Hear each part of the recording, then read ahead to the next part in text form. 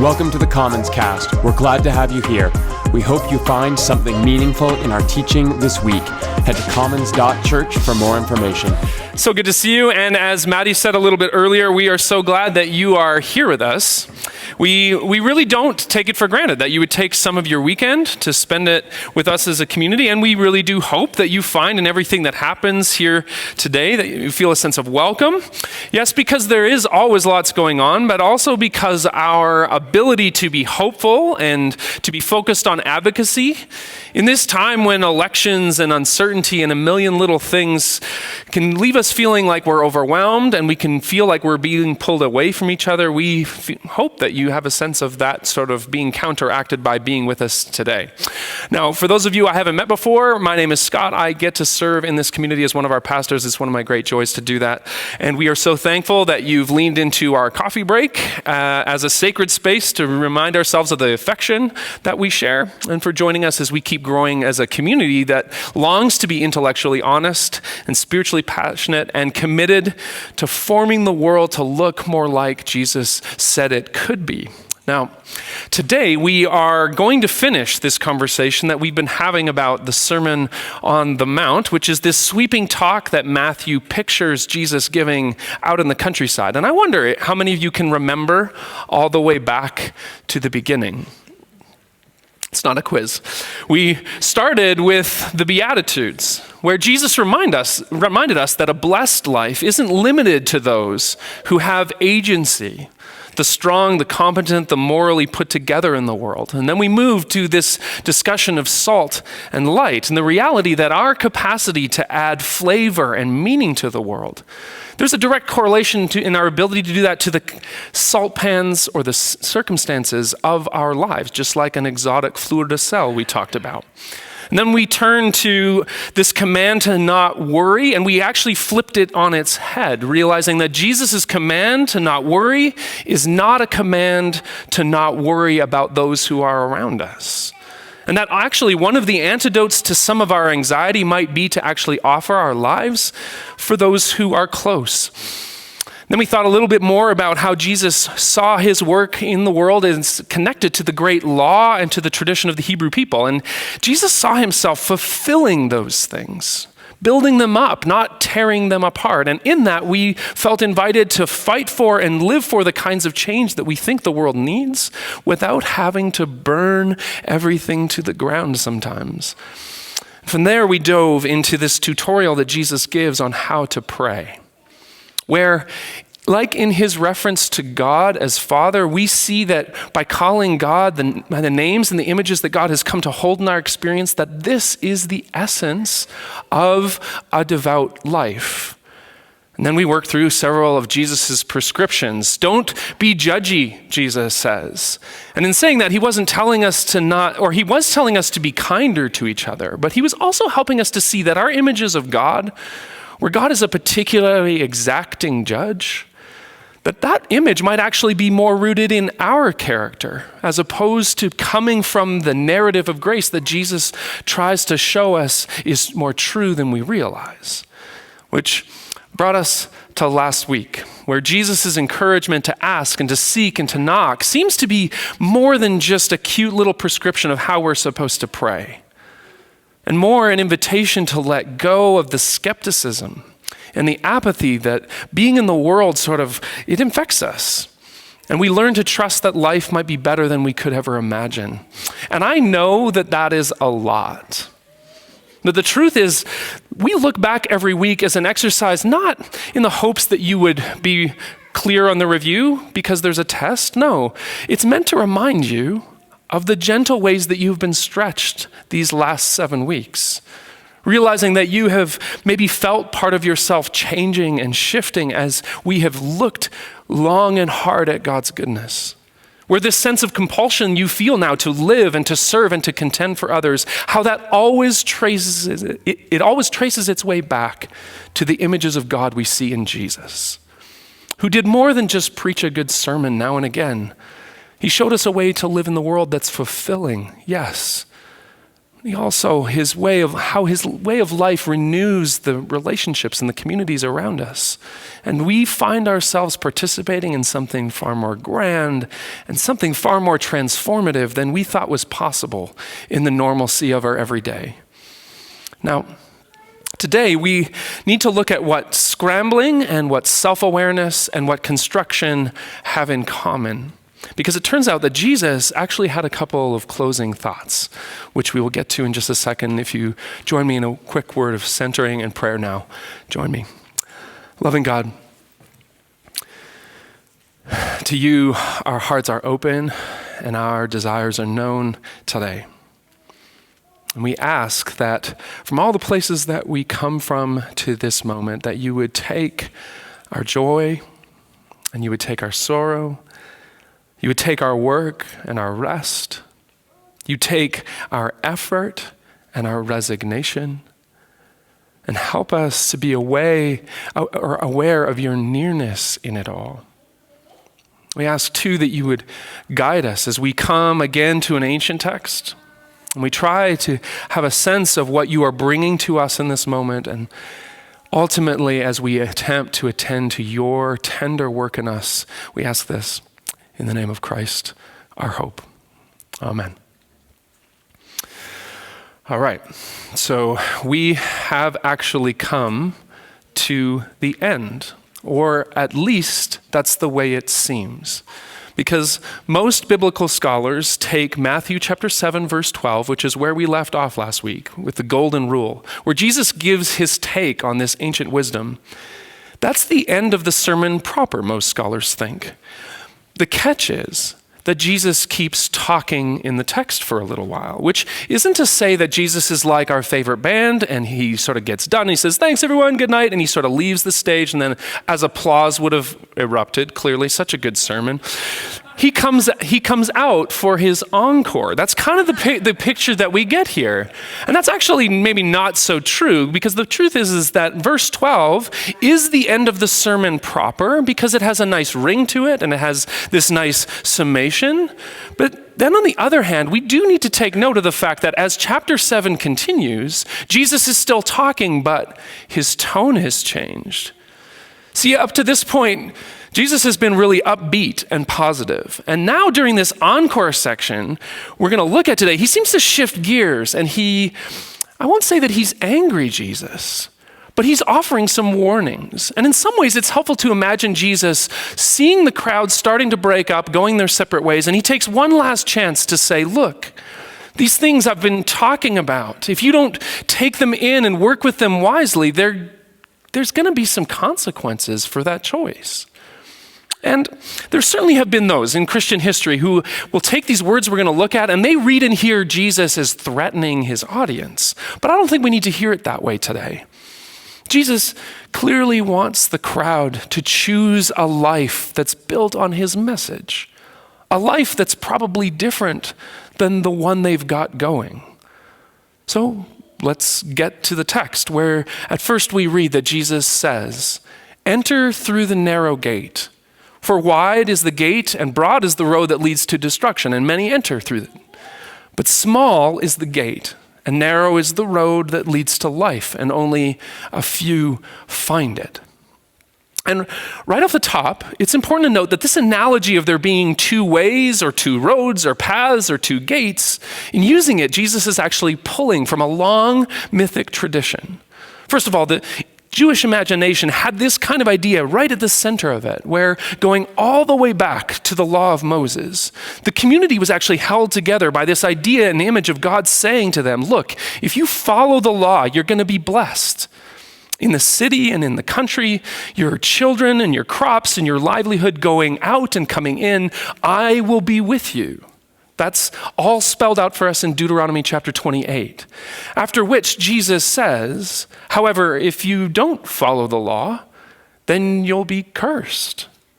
In the city, in the fields, your children, your crops going out and coming in, it won't go well for you. And what's curious is how we actually see this motif pop up in sources around the Near East, how it comes to us in various myths and stories, including the tale of Heracles or Hercules. And you can kind of see an image of it here. This is an image of Hercules at the crossroads. It comes to us from Greek mythology, in which the young Greek hero is offered the choice between a life of pleasure, clearly on the right, or a life of virtue. And actually, based on the painting, it looks more like he had a choice between wearing no clothes or wearing not nearly enough clothes, which is a totally different dilemma. The reality is that this motif is super common with all kinds of variations, where in the ancient world, the simple life was compared to a life of luxury. The active life was compared to a contemplative one. Light was compared with darkness. And of course, the way of life was compared to that of a way of death. And Jesus seems to be playing with this here, where he wants his crowd and this audience to think about their choices, which is why he says, listen, so many people live in the world in a way that leads them to destruction. Don't do that. Follow the narrow road that leads to the narrow gate. And I imagine that, like some of his audience, some of you are asking, well, which one's the narrow one? And what's curious is that the Greek adjective for narrow here, the word stenos, it doesn't appear very often in the Christian scriptures, which makes it hard for us to decipher what the precise meaning is. What's actually far more common in the text that we have is for Christian authors to use related terms to stenos, like stenazo, which means to groan, or other verb forms that refer to someone being under pressure or someone feeling distress. And as a result, there are those who feel that Jesus is actually linking back to the Beatitudes with this reference to a narrow or a pressured or a taxing path. I don't know if you can remember, maybe in Matthew chapter 5, Jesus talks about those whose spirits are broken, and those who are grieving, and those who lack power, those who are hungering and thirsting for justice, how God's kingdom belongs to the people who are in distress and under pressure. Which is an idea, if applied too simplistically, leaves us thinking that Jesus' reference to a narrow way and gate refers to little more than, if life's not hard and difficult, you're doing it wrong. Now, here's the deal. Jesus is using exaggerated language and dichotomy here. Scholar Scott McKnight refers to it as a rhetoric of clarity. And what Jesus is doing, he's exaggerating two choices in an effort to help listeners see that we do make decisions about what kind of life we live. But I wonder if this idea of there being two paths doesn't need some stretching. Especially because the analogy seems to imply that there are so many people on a clear path that's going to take them where they don't want to go. And then as listeners, we're supposed to follow the narrow way, which we don't have a map for, which is why I'd suggest that we use the imagery of wayfinding to interpret these instructions. Because it's not that the two paths motif is wrong. It's that maybe we have a tendency to think of choosing the right way and shaping our spiritual lives like following a manicured and marked hiking trail, where I think actually that imagining life as a scramble might be more helpful. And this word scramble, for those of you who are indoorsy, it's just a climbing term or a hiking term that basically refers to an unmarked or sometimes unspecified trail that's steep enough that you're going to have to use your hands to get up. And last summer, my wife, Darlene, and I, we did a scramble between here and Campmore. I've got some pictures there for you. And there's literally a sign at the beginning of this hike that warns you, look, beyond this trail, the trail isn't necessarily your guide. You're going to end up on exposed rock, and it's going to be loose no matter what you do. To get up, to get down, it's going to be dicey no matter what you do. And if that sign doesn't scare you, then the climb certainly does, because it's a slog. But here's the point, that often when you're on a scramble, you don't necessarily know. There's no sign showing you when you're on the narrow path that leads you to the top and to a safe descent. You sometimes don't know if you're on the wide and the easy part of the trail that could end in a fatal slip or fall. And consequently, you have to use all your senses.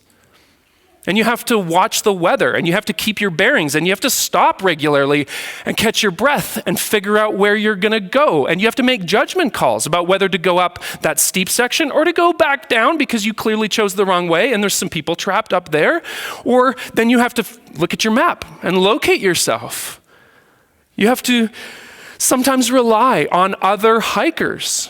Sometimes you rely on those who have clearly chosen the wrong way and they're trapped on that section over there. Or sometimes you listen and you hear those who are above you in a section and you think, that's the way we're supposed to go. And maybe that sounds a lot more like the spiritual life you live. And it gives you a sense of how to work with Jesus' words here. Because there certainly are paths you shouldn't take.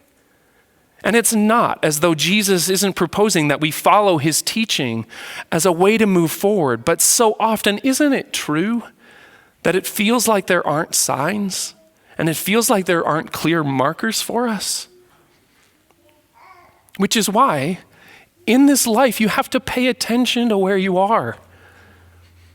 And maybe it's best to try and work towards a better understanding of Jesus' teaching. And along the way, you find good thinkers and you find theologians and you find interpreters and you find books to help you in that. And then you also pick up the hints and the suggestions of our poets and our artists and our activists. And sometimes you take a moment or you take a weekend or you take a retreat and you rest and you gather your bearings. And also, just like in our prayer from the saints today, you learn to trust the trail reports of Christian mystics and saints who have been on this path before. And they're calling back instructions for us. And then you learn to listen for the encouragement of your friends and your community along the way. Because in doing these things, you learn to trust Jesus' assurance that you have found the way that will keep you safe. And it'll lead you to life. And you will find more joy and far less fear in the journey too. Now, this image of two paths is just the first that Jesus uses. He goes directly into a second warning. And for the sake of time, I'm going to summarize it for you. Basically, Jesus says this: be careful. There are false messengers and teachers out there, and they're going to come and they're going to look friendly, but actually they're out to pull you back onto a path that you don't want to be on.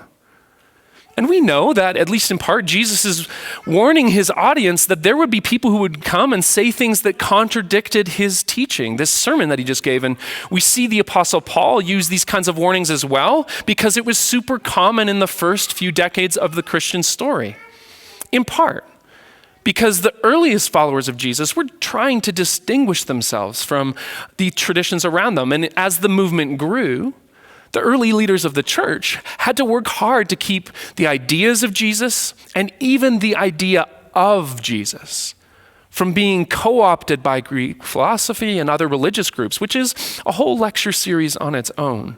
So just take this with you. Jesus is warning his friends that they're going to have to be careful with people. And he gives this super helpful and by today's standards, pretty clinical advice. He says, you want to know who the good people are? Look at their actions. Look at their track record. Their fruit, he calls it. Look how they treat others. Look how they handle money. Look how they act when they're under pressure. And on one hand, this seems like really good advice for the church historically, to be careful about how its core message might be co-opted or damaged or lost. But on the other hand, it seems like solid advice for you and me as listeners, to be watchful and consistent in evaluating those that we allow into our closest circles, where we're encouraged to look for respect and affection and faithfulness to be modeled. That probably makes sense to all of us. But then Jesus warns his audience that there will be those who claim to know the divine. There's going to be those who do divine work who are actually far from God's best. And taken one way, this sounds like Jesus was warning his friends that they were going to run into people who were on that wide path that he just described. They're these people who would be headed in a bad direction but not aware of it. But actually, the text here is a little more nuanced than this. A closer look at the text actually shows a picture of a person who says the right things, but doesn't follow the teaching of Jesus laid out in the sermon above. A person who even performs religious rites and religious rituals, but does not, quote, do the will of my Father who is in heaven, Jesus says. A person who manages their religious and their moral profile quite well, but doesn't actually do what Jesus said. Which I think hints at something that we can identify with a lot more closely, which is this danger that we all face of not being honest with ourselves, which is super easy. In a time when our political system and our leaders never stop modeling a way of being in the world where the most obvious evil and the most ludicrous view, where the harm being done to the public is always seen it's seen in the other side, in those other people. In a time when religious leaders, traditional, progressive, whatever, so many of them are spending their time and their energy tweeting and posting and pointing at how that person over there is leading people astray or compromising Jesus' message. And these practices leave me feeling more bothered by others and angry at some version of the world out there instead of tuning in to my own patterns. Jesus does say, watch out for those who are spreading bad ideas, for those who pull you from the way of life that you have discerned and fought for and come to see as following Jesus. Yes, Jesus says that. But here he also turns me inward and reminds me that it's entirely possible to be convinced I'm good, that I'm doing the right things, that I'm certainly better than those people over there, and to be misguided. And I don't think we need to hear this warning, or I don't think we hear it in the right way if we end up nervous that we're going to somehow suddenly find ourselves past the point of no return. No, I think we hear it well if we hear it as an encouragement to be honest with ourselves. And we do this in so many simple ways. When we take the advice of clinicians and practitioners in some key relationship we're in, or for some part of our story that needs to be unpacked. When we admit that we aren't sleeping well, we're not eating well, that we have pain in our bodies, and we seek help for those things. The truth is that we step towards self-awareness by acknowledging the limits of our knowledge and our wisdom and our experience too. Every time we listen to a friend or a partner or an acquaintance for their advice, or we receive professional review and criticism sometimes, we receive it with openness. Or when we welcome a loved one sharing how they need more or they need better from us, hearing those things as an invitation to how we might grow and as the kind of truth that our souls actually need to expand. And listen, I know that some of you are doing this so faithfully. You carefully attend to your inner life as a way of being healthier and in the hopes that you can project and live out well. But I want to share a tool for daily spiritual practice that I find helpful as a way to take these words of Jesus and come back to a place of honesty. I know that I've mentioned St. Ignatius in our community before. Ignatius was a 16th century monk who helped to start the Jesuit order in the Catholic Church. And then throughout his life, he helped to establish a way of practicing daily prayer called the Examen. And in the first couple of steps, we are encouraged to reflect each day on how God has been present to us during the day and to review those experiences with gratitude. But then Ignatius's daily routine connects directly with the lines we see in Jesus here in Matthew 7, because he suggested that each evening, devotees reflect on their emotional state, take stock of how they feel, and then offer those internal reflections as part of a practice of choosing one aspect of the day to articulate as prayer, owning a mistake, or naming a need, or asking for grace. And listen, I know that there are all kinds of ways that you can try and run with Jesus' wisdom. Ignatian prayer practice is just one alternative that you can use to work against this tendency we all have to spend our days constructing a religious life or a social life, an external life that's not based on being honest about who we are or in becoming who we know Jesus invites us to be. And if an honest and an integrated life is what you want, then rest assured that, as St. Teresa of Avila contends, we come to know God as we come to know ourselves. In fact, Teresa is one of my favorites because in another place she assures us that to embrace and to engage the spiritual life, quote, we can only learn to know ourselves and then do the best that we can, end quote, trusting ultimately God's great mercy to do the rest. Now, we come to the end for real. And like Jesus' sermon, this one is almost over too. And here at the end, Jesus offers a very familiar image for those of us who may have been around the church in our past. Some of you know the story of two home builders. Jesus said, therefore, everyone who hears these words of mine and puts them into practice is like a person who builds their house on a rock. And in that story, Jesus describes how a storm comes and hits that house with wind and flood.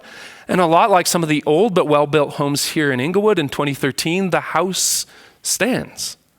And Jesus calls that first house builder wise, the one who takes his teachings and builds a life with them. And he contrasts that builder with a foolish one, using the Greek adjective moros with its obvious English equivalent.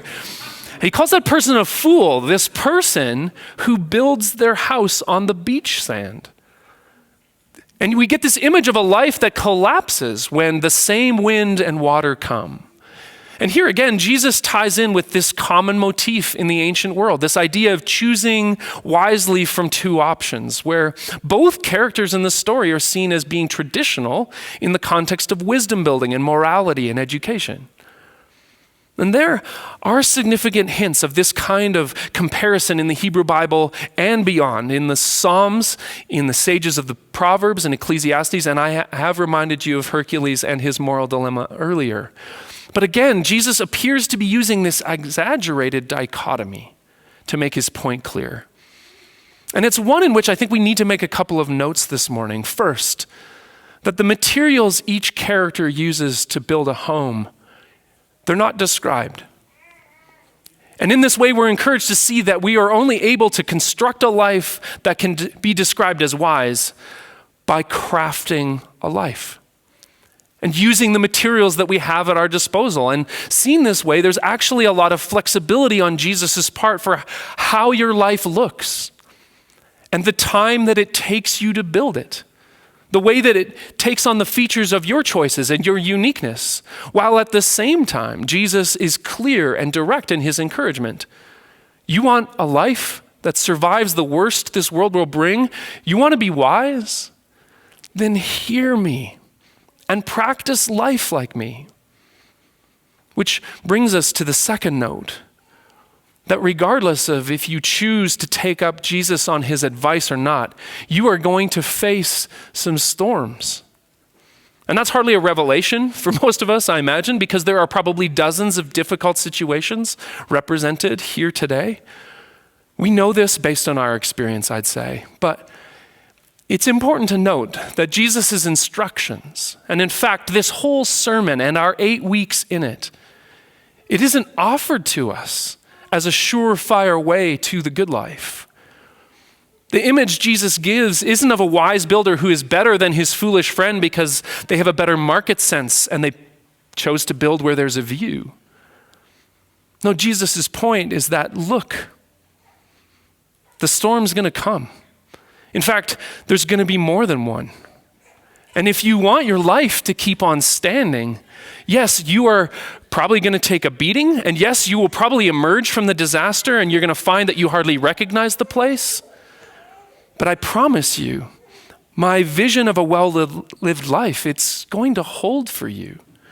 It'll keep you and be there for you on the other side of whatever you face, which I imagine is something that we all need to hear.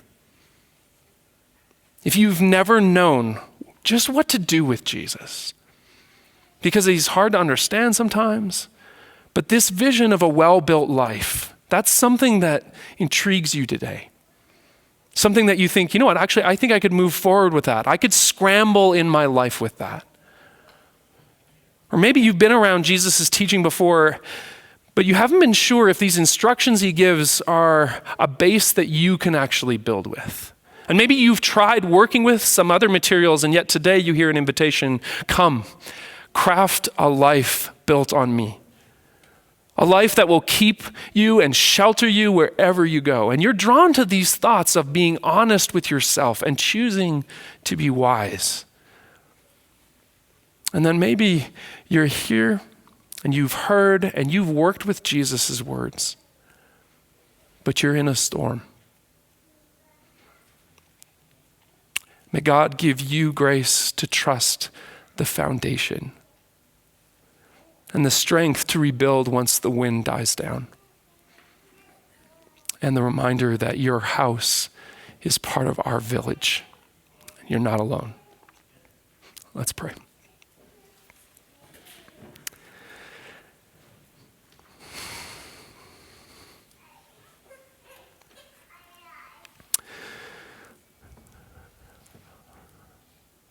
Loving God, we're present again to your mysterious work in ancient story and ancient image, and the way in which it parallels the contours of our own paths. And all of us, regardless of where we sit and where we come from, we are all out on this scramble of a life. And we need you to be near to us, and we need a community that helps us to find the right way. For those of us who are seeking wisdom, maybe we're having to make choices, maybe we're in particularly difficult situations. I ask that you'd give us wisdom and give us grace. First, to be honest with ourselves, and then also to seek the help that you offer and the help that a community can give. I'm grateful for the way in which you remind us that your way and your goodness are a firm place to build our lives. And I pray that you would form in each of us a trust in that very fact, giving us courage and strength to move forward in whatever we're going to face, even in the coming moments and days. We're grateful for your teaching, for the way you modeled this. Oh, Jesus, in whom we pray now. Amen.